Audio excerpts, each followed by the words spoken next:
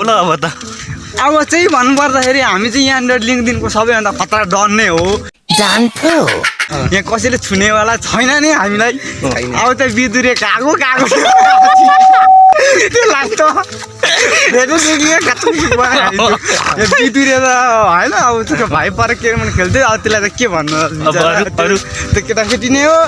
अब अरू त के भन्नु त्यो कोरिया अब पुरै हाँस पर्छ बिचरा गोलो गोलो एक दुईवटा शब्द छोड्दै थियो फेसबुकतिर अब त्यो बिचरा गोलो गोलो एक दुईवटा शब्द छोड्दै थियो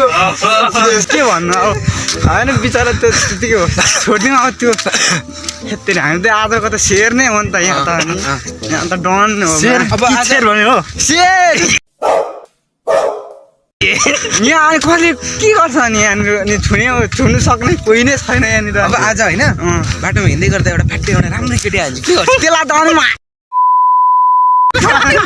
बड़ा हरामी हो बेटा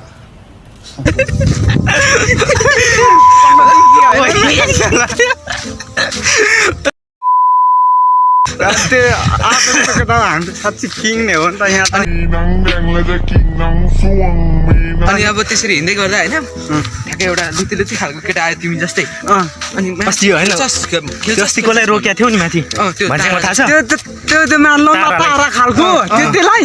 त माल एक ठाउँमा नै तिर्नु भजा दिइहाल्छ मान्छेलाई त एक ठाउँमा नै तिर्नु भजा दिइहाल्छ त्यसलाई त मैले छातीमा चप्पै पक्रिदिएको होइन माछालाई त्यसले त अबदेखि यसो गर्दिनँ हजुर सुझाउनु भनेर अनि त्यसले मैले छातीमा चप्पै पक्रिदिइहालेको नि त्यसलाई त अनि